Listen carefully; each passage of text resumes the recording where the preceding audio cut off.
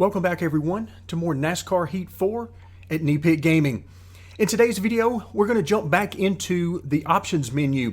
So if you remember back to our very first video, we took a look at getting our wheel and pedal set up. We got all of our settings taken care of. We also took a look at the driving aids and various difficulty levels within the game. Today, we're going to go a step beyond that and take a look at the other settings that we're going to need to finalize before we jump into our first race. The first setting here on the gameplay tab is the difficulty preset. Now we've talked about this a little bit on the other video where we set up our Logitech G920 wheel and pedals, but I did want to show you guys the different presets. So Expert is the most difficult and has no driving aids whatsoever, and then you go all the way down to Casual, which has the most driving aids enabled and allowed. So you've got four options there. I'm leaving it on Expert. Then we go into Transmission. So transmission, do you want an automatic transition where the game changes gears for you, or do you want to change the gears manually? My Logitech G920 has paddle shifters on it, making it very easy for me to switch gears, so we'll be using manual. Then we move on to brake smoothing. And you notice over to the right-hand side of the screen, it says that the brakes will automatically adjust if slippage is detected. Now, this essentially sounds like anti-lock brakes in essence, and really keeping you from overusing the brakes, locking up the tires, and spinning out. So we have off, which is the setting I prefer. Then you've got low or high, just depending on the amount of help that you would like to have under braking, particularly heavy braking. Then we come to the car identifiers. These are the icons that can be seen while racing above the other cars. And by default, I've turned these off for me because simply that's my preference. I don't want to see that. It sort of breaks the immersion for me during the race, so I've turned that off. But you have the option to show position and name, or you can go position, name, and status. The status would simply be if the driver's on a hot streak or a cold streak, just to give you a little more information about what kind of speed that particular driver may have. So those are your three options here. Now we move on down to the quick race settings. Now these are going to be mirrored when we get over to the career mode in another video. So we're only going to discuss these in depth here one time, and then once we move over to the career mode video, we will have already covered these. So AI difficulty, you have all the way down to auto easy, which is going to make the AI much less challenging for you. Then you're going to have auto, which is going to allow the game to adjust after each race the difficulty of the AI. So the more races you run, the more this is going to be able to fine-tune to your driving style and skill level. Then you have auto hard, which is going to make a more difficult experience. And then the custom, which is going to enable us to go anywhere from, I believe it's 85 minimum speed, all the way up to 105 difficulty. Okay, moving on down to damage, we have the option for full damage all the way down to no damage. So you have three options here, depending on how you want to race. Then we have race length. Now race length is going to affect some of the options we're going to see below. 13% is the minimum if you want to do things like stage racing. So we're going to leave it at 13%, but as we move down a little bit farther, we'll be able to see that this will affect some of these other options if we lower it. So tire wear and fuel consumption. Right now you can see it is on normal, but we have multipliers here. We can go 2, 3, or 4 times the normal amount. This can be really helpful if you want to simulate a full fuel run very quickly in a short race.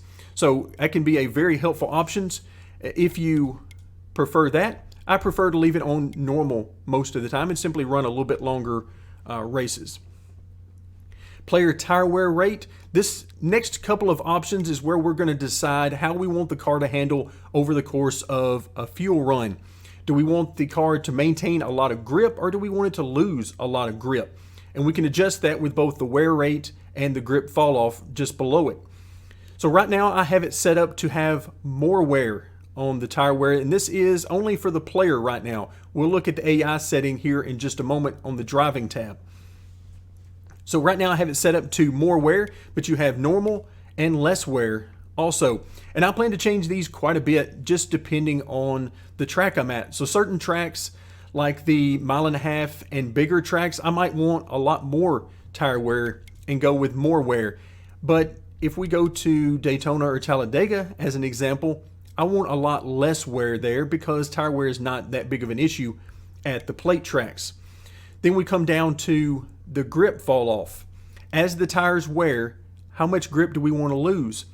We can have less grip, which would be maximum fall off in the tires. Then we have normal, or we can have more grip. So you can see for somewhere like Daytona or Talladega, we might want to go less wear and more grip, as opposed to some other tracks where we might want to go maximum tire wear and the lowest amount of grip as the tires wear. Then we move on to the flag settings. Strict yellow is the highest setting, all the way down to no flags whatsoever. And then of course black flags and relaxed yellow in between there. Moving on to the stage racing, this is where we get into the length of the race affecting this. You can see if we go down below 13%, we are only available to choose single race stage.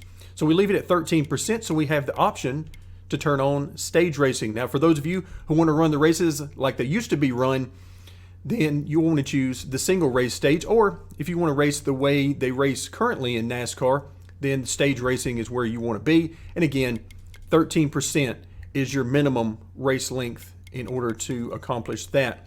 Then we move on to the qualifying setting. Right now I have that set up to quick qualify, but you can also do different sessions and simulate a knockout qualifying style. All right, that takes care of the gameplay tab. Let's move over to the driving tab. The driving tab starts at the very top with the driving aids. And since we've already talked about this, we're going to move through this, but I did want to show you guys that there is a custom setting. So as well as the different presets that we took a look at a little bit earlier in the video, as well as the previous video about setting up our wheel and pedals, you also have a custom setting. If none of these presets fit exactly what you're looking for the different driving aids, then come over to custom and you can change these around to fit your particular needs. Now, then we move down to the AI settings. So on the gameplay setting, we took a look at several factors that will determine how our player car drives. Now we need to set up the AI to drive the way we want them to drive, either faster or slower, as the case may be due to our personal preference. So skill range.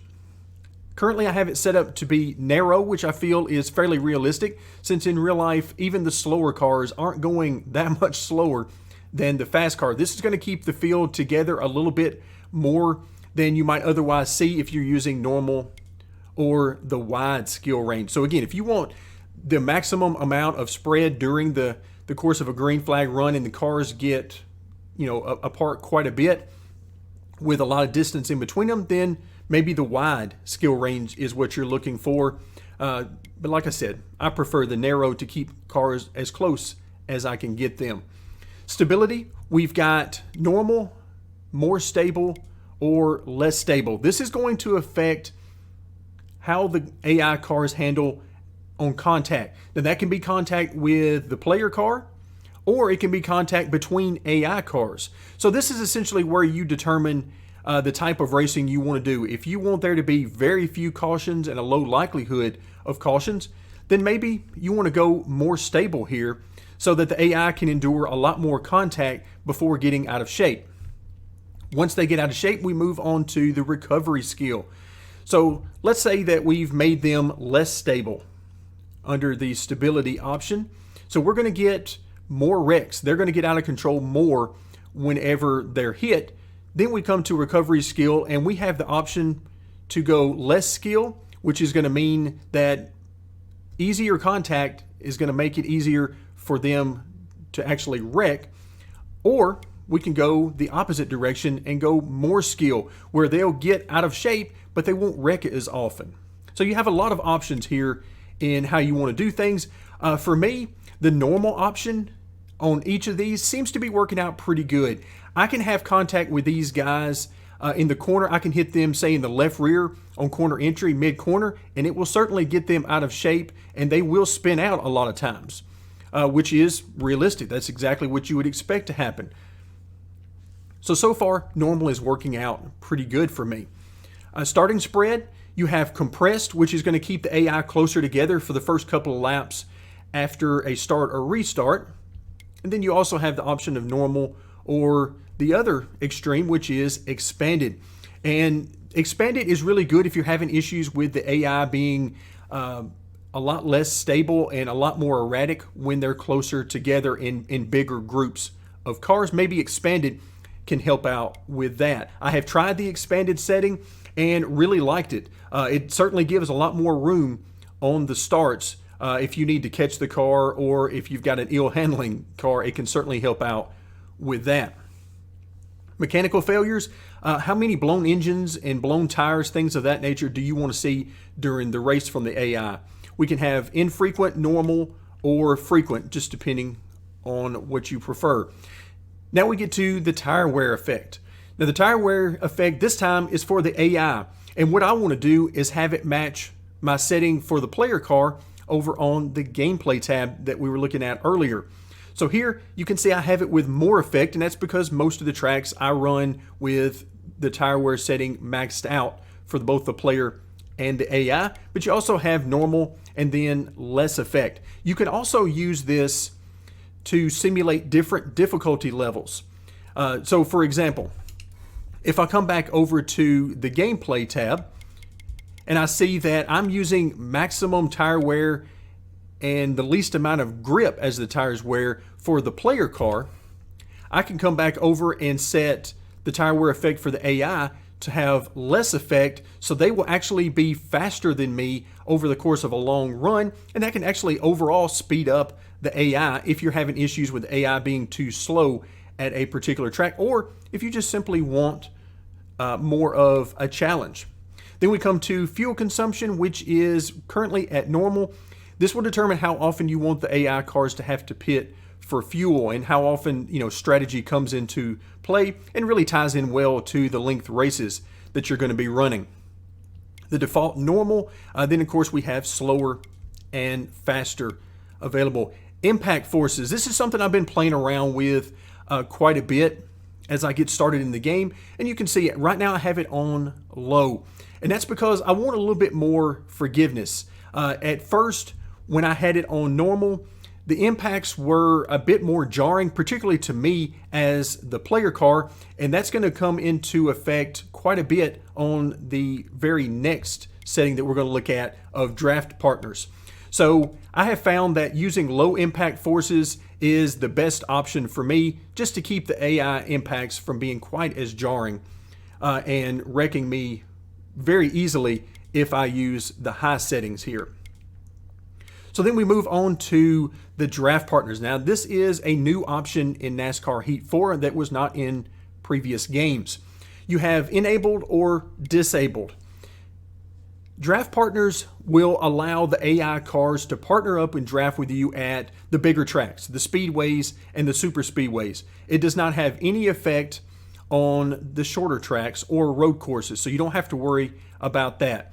I've had really experiences on both ends of the spectrum so far with the Draught Partners enabled.